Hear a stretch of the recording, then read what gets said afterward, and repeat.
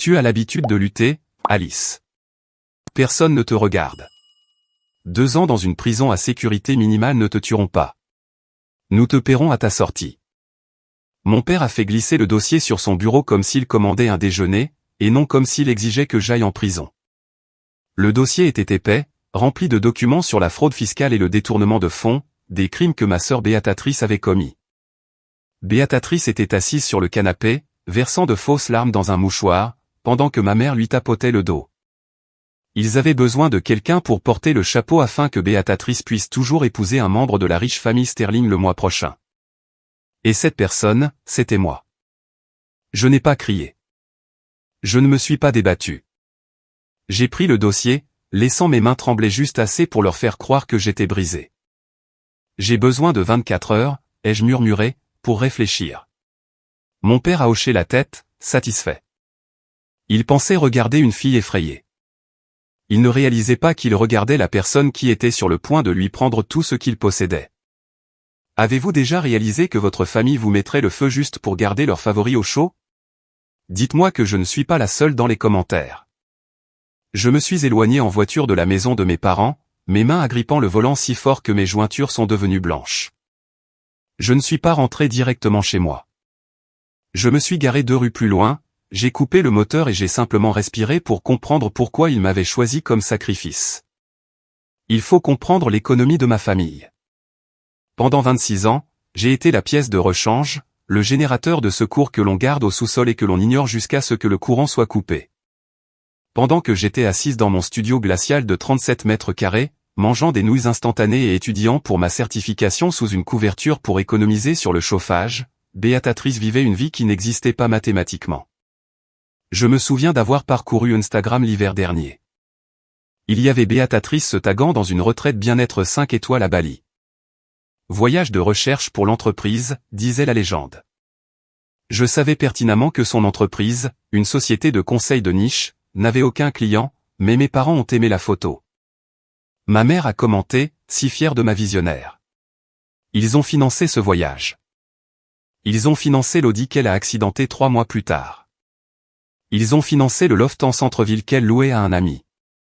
Ils ont versé jusqu'à la dernière goutte de leur sang financier pour maintenir Béatrice à flot, terrifiée à l'idée qu'elle s'effondre s'ils arrêtaient. Et moi? Pour Arthur et Martha, j'étais une employée de saisie de données. Une déception discrète et sans ambition qui classait des papiers pour 18 $ de l'heure. C'était l'histoire que je les laissais croire. C'était plus sûr ainsi. En réalité, je suis auditrice judiciaire senior pour l'un des cabinets d'avocats les plus agressifs de l'État. Mon travail n'est pas de taper des chiffres. C'est de les traquer. Je recherche des actifs cachés dans des affaires de divorce à gros enjeux et des fraudes à la faillite d'entreprise. Je trouve les comptes offshore, les sociétés écrans et les employés fantômes. Je suis un requin déguisé en cardigan beige. Mes parents ne le savaient pas parce qu'ils ne l'ont jamais demandé. En 5 ans, ils ne m'avaient jamais demandé une seule fois, « Alice, que fais-tu réellement au travail ?» Avant, ça me blessait. Mais assise dans ma voiture cette nuit-là, j'ai réalisé que leur ignorance était ma plus grande arme. Pendant longtemps, je me suis demandé pourquoi ils me détestaient. Mais en regardant la pluie frapper mon pare-brise, j'ai enfin compris. Ce n'était pas de la haine. C'était de l'économie. Pour mes parents, le succès est une ressource limitée, comme une tarte avec un nombre de parts défini. Ils croyaient sincèrement que s'ils me donnaient le moindre soutien, attention ou amour, ils le volaient à Béatrice. Dans leur vision tordue du monde, pour que Béatrice soit la star, il fallait un vide pour la mettre en contraste. J'étais le vide. J'étais la police d'assurance qu'ils gardaient dans le noir, prenant la poussière, en attendant le jour où la star s'éteindrait. Et ce jour était enfin arrivé. Béatrice avait volé, menti et fraudé le gouvernement.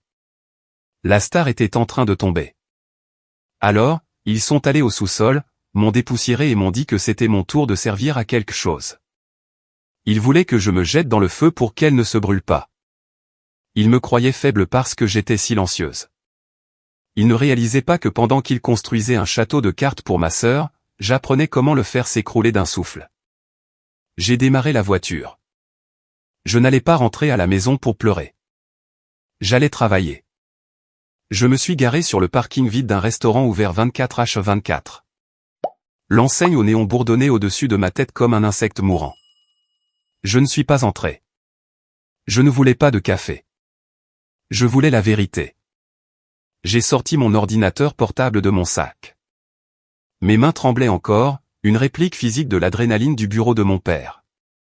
Je devais savoir exactement dans quoi je mettais les pieds. Je devais savoir si cette fraude fiscale était un événement nouveau ou si la pourriture était plus profonde. Dans mon domaine, nous avons un dicton, suivez le silence. Les choses dont les gens ne parlent pas sont généralement là où l'argent est caché. Et mes parents avaient été très silencieux au sujet de mon indépendance financière pendant des années. Ils ne m'ont jamais demandé pourquoi je n'achetais pas de nouvelles voitures. Ils ne m'ont jamais demandé pourquoi j'étais toujours locataire. J'ai connecté l'ordinateur au point d'accès de mon téléphone et j'ai navigué vers le portail du bureau de crédit à la consommation. Je ne piratais rien. Je n'utilisais aucun logiciel spécial. Je faisais simplement ce que tout adulte responsable devrait faire, vérifier son propre dossier de crédit. J'ai tapé mon numéro de sécurité sociale, ma date de naissance, et j'ai répondu aux questions de sécurité. Entrée. L'écran s'est rafraîchi, et la lumière bleue a illuminé l'habitacle de ma voiture. J'ai arrêté de respirer. Je m'attendais à voir une page blanche, peut-être quelques prêts étudiants, mes petits paiements de voiture, mon historique de location. Au lieu de cela, je regardais une scène de crime financier. Mon score de crédit était dans les 5 cents, mais c'est l'onglet des comptes ouverts qui m'a retourné l'estomac. Il y avait 3 cartes de crédit, tout au maximum, avec un solde combiné de 45 000 $. Il y avait un prêt commercial pour Best Consulting LLC, la start-up de mode ratée de Béatrice, contracté il y a 5 ans. Le montant principal était de 50 000 $. Il était actuellement en défaut de paiement.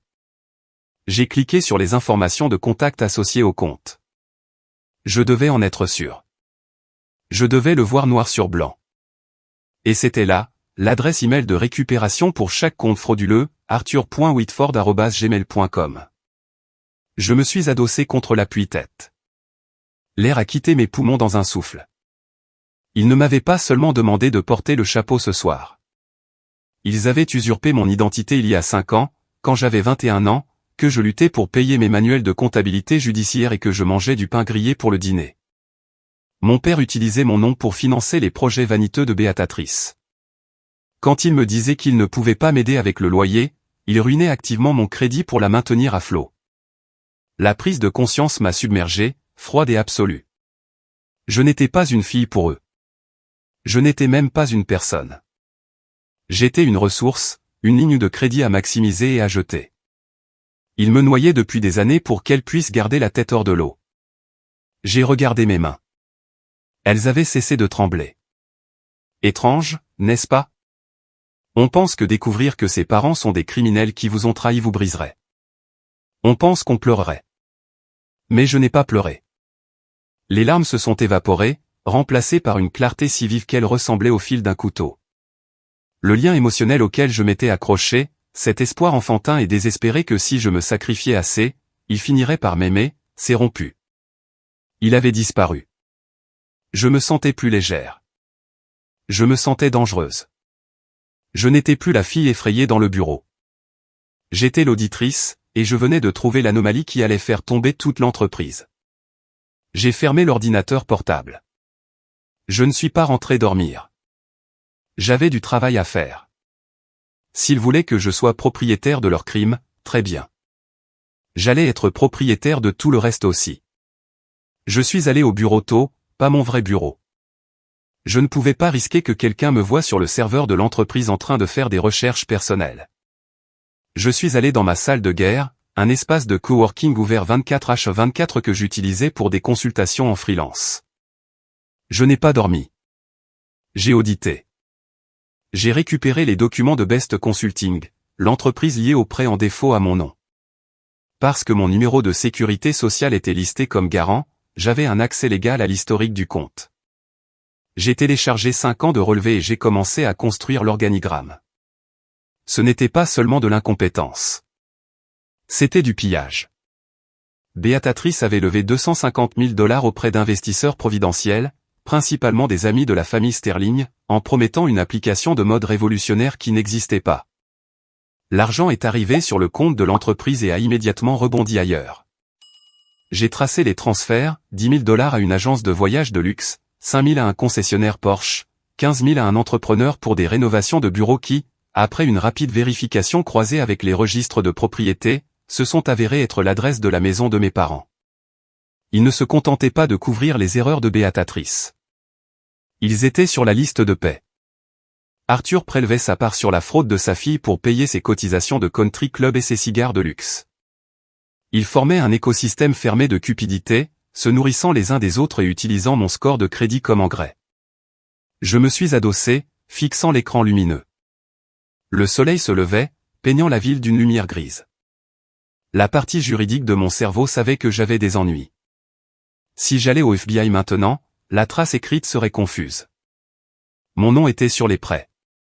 Mon crédit en était le fondement. Arthur prétendrait que j'étais le cerveau, le partenaire silencieux, et que lui et Béatatrice n'étaient que des victimes de mes manigances. Avec leur statut social et mon manque de ressources, un jury pourrait bien les croire. Il me fallait un levier. Il me fallait quelque chose qui les forcerait à se détruire eux-mêmes. Il fallait qu'ils me tendent le couteau. J'ai regardé la colonne des actifs sur le bilan de mes parents.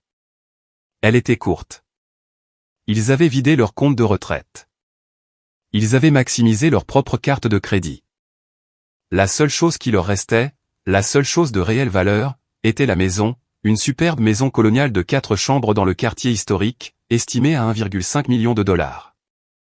C'était leur fierté, leur symbole de statut, la scène de toutes leurs performances de la famille parfaite. Et comme ils l'avaient achetée il y a 20 ans, elle était presque entièrement payée. J'ai ouvert un nouvel onglet de navigateur.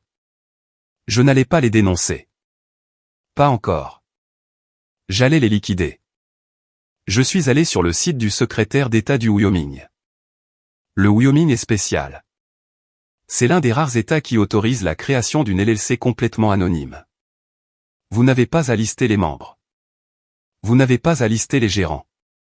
C'est une boîte noire. J'ai enregistré une nouvelle société, Nemesis Holdings LLC. J'ai payé les frais de dépôt accélérés. Ensuite, j'ai rédigé un document. C'était un acte de renonciation, un instrument juridique utilisé pour transférer rapidement une propriété, généralement entre membres d'une même famille. Il stipulait qu'Arthur et Martha Whitford transféraient 100% de leurs droits de propriété à Nemesis Holdings LLC pour la somme de $10. J'ai imprimé le document. Il avait l'air innocent, juste 3 feuilles de papier qui transformeraient mes parents en locataires dans leur propre maison. Ensuite, j'ai parcouru mes contacts jusqu'à trouver Sarah. Sarah était une notaire à domicile que j'avais utilisée pour quelques saisies immobilières haut de gamme. Elle était professionnelle, discrète et chère. Sarah, ai-je dit quand elle a décroché, j'ai une signature ce soir chez mon père. C'est une structure de protection d'actifs sensibles. J'ai besoin que tu sois là à 20 heures précises. Ne pose pas de questions. Vérifie juste les identités et tamponne les papiers. Tarif standard plus frais d'urgence, a-t-elle demandé. Double, ai-je dit. Et Sarah? Une fois les papiers signés, pars immédiatement. Compris. J'ai raccroché et j'ai regardé la pile de papier sur le bureau. Les preuves de la fraude dans une pile, le piège dans l'autre. Il voulait que je les sauve. Il voulait que je répare le désordre que Béatatrice avait créé pour qu'ils puissent continuer à prétendre être de la royauté. J'ai pris mon sac. J'allais leur donner exactement ce qu'ils voulaient. J'allais les sauver, et ça allait leur coûter tout ce qu'ils avaient. Je suis rentré dans la maison de mes parents à 19h55 précise. L'ambiance dans le bureau était passée d'agressive à impatiente. Ils n'étaient pas inquiets pour moi. Ils étaient inquiets du calendrier. Béatatrice faisait les 100 pas, vérifiant son téléphone toutes les 30 secondes, probablement terrifiée que son fiancé lui envoie un message avant qu'elle n'ait un casier judiciaire vierge. J'ai parfaitement joué mon rôle. J'avais passé 26 ans à apprendre à être la personne qu'il voulait que je sois. Effrayée, soumise et serviable. J'ai rentré les épaules. J'ai laissé ma voix trembler.